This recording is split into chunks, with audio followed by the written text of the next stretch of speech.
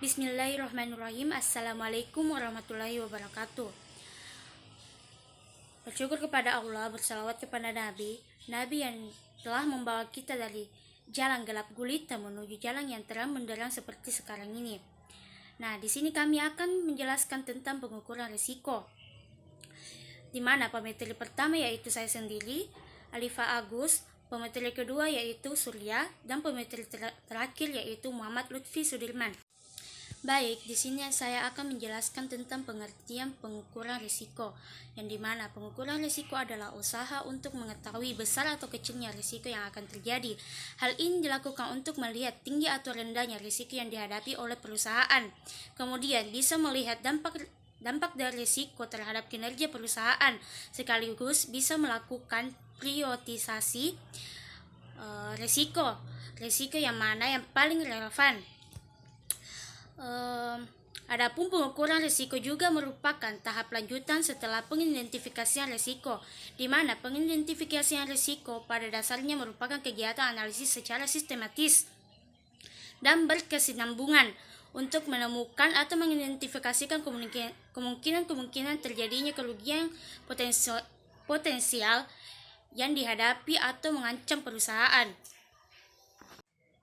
Baik, selanjutnya dimensi pengukuran risiko. Hal ini dilakukan untuk menentukan relatif pentingnya risiko untuk memperoleh informasi yang akan menolong untuk menetapkan kombinasi peralatan manajemen risiko yang cocok untuk menanganinya. Adapun dimensi atau bagian yang harus diukur yaitu frekuensi atau jumlah kejadian yang akan terjadi. Besarnya kemungkinan kejadian artinya berapa besar kemungkinan suatu peristiwa atau event yang kejadiannya menimbulkan loss atau penyebab langsungnya kerugian yang dapat menimbulkan risiko dapat terjadi dalam suatu periode. Selanjutnya, keparahan dari kerugian. Besarnya kerugian bila suatu risiko terjadi, artinya berapa besar kerugian yang diderita bila suatu risiko terjadi. Jadi, dalam hal ini tingkat kegawatan atau keparahan dari kerugian tersebut sampai seberapa besar pengaruhnya terhadap kondisi perusahaan, terutama kondisi finansialnya. Selanjutnya, yang terakhir, dampak keseluruhan dari kerugian, yaitu kerugian yang ditanggung sendiri atau diretensi. Jadi tidak hanya nilai rupiahnya saja. Selanjutnya saya berikan kepada pemateri selanjutnya. Baik, Assalamualaikum warahmatullahi wabarakatuh. Nama saya Surya, jadi langsung saja saya akan melanjutkan materi dari pemateri sebelumnya mengenai konsep probabilitas. Nah, pertama kita harus tahu mengenai apa yang dimaksud dengan probabilitas.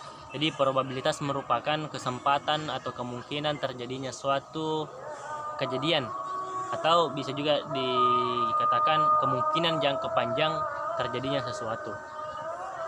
Nah, dalam konsep probabilitas ada dikenal dengan konsep sample space dan event.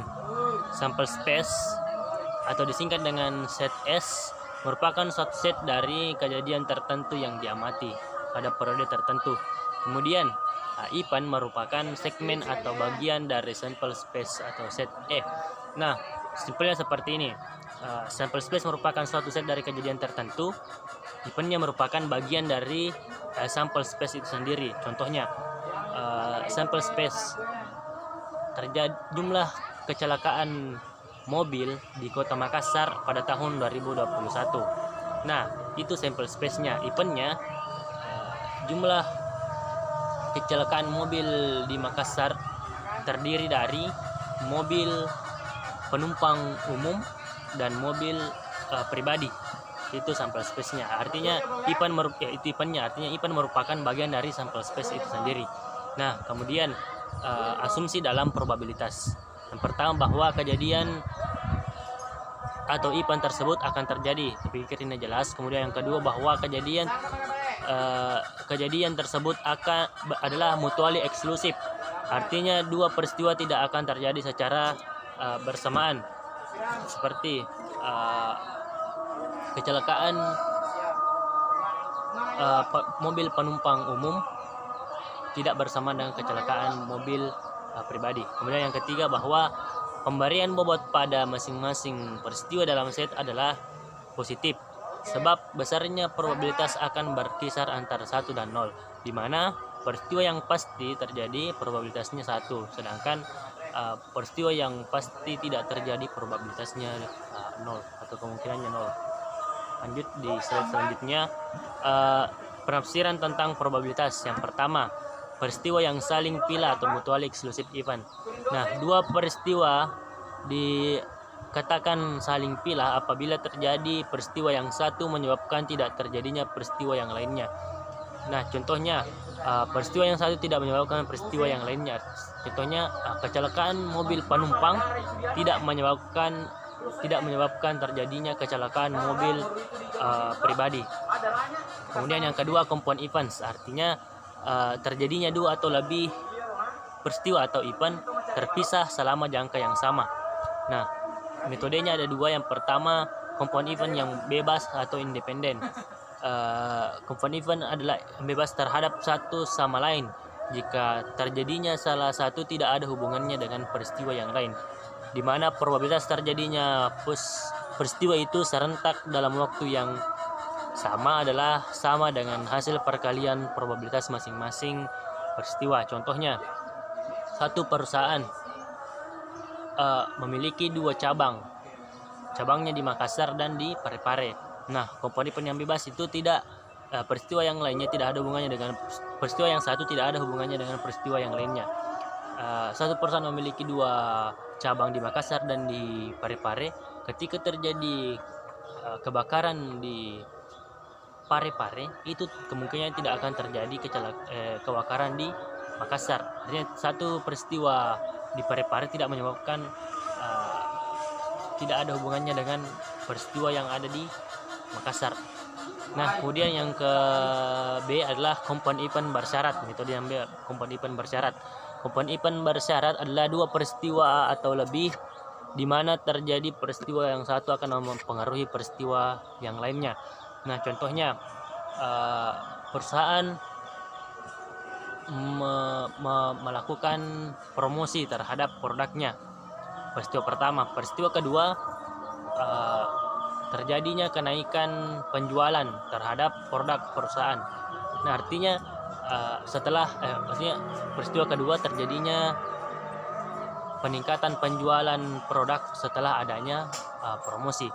Nah, artinya keduanya saling mempengaruhi. Ketika dilakukan promosi terhadap produk yang dijual, maka akan terjadi peristiwa kedua, yaitu peningkatan penjualan terhadap produk yang dipromosikan.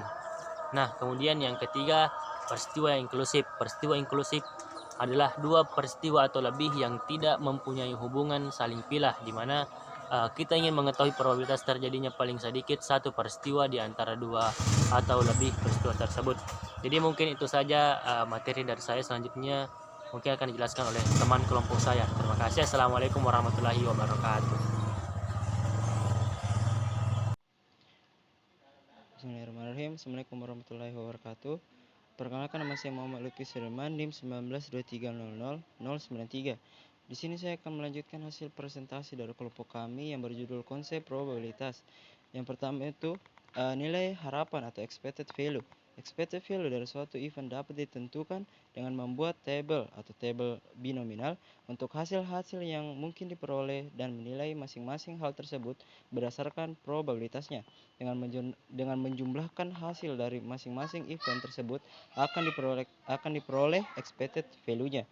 Selanjutnya itu event yang berulang. Apabila kita mengetahui bahwa probabilitas terjadinya suatu peristiwa dalam satu kali percobaan adalah P dan probabilitas tidak terjadinya suatu adalah Q, maka Q sama dengan 1 kurang P. Selanjutnya itu event yang independen dan acak. Suatu konsep yang sangat penting dalam probabilitas dan penerapannya dalam asuransi berhubungan dengan kejadiannya peristiwa yang sifatnya berdiri sendiri atau independen, artinya hasil dari suatu peristiwa. Dalam sekelompok kemungkinan peristiwa tidak akan mempengaruhi penilaian yang tentang probabilitas dan peristiwa yang lain.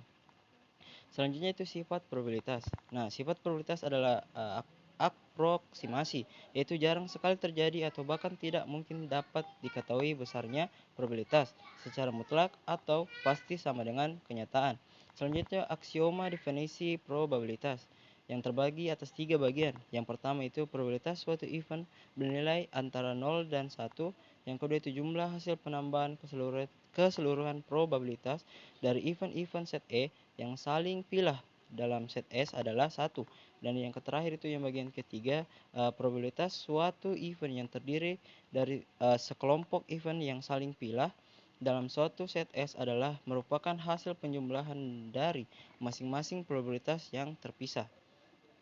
Nah, selanjutnya saya akan menjelaskan tentang pengukuran frekuensi kerugian dan tingkat keparahan.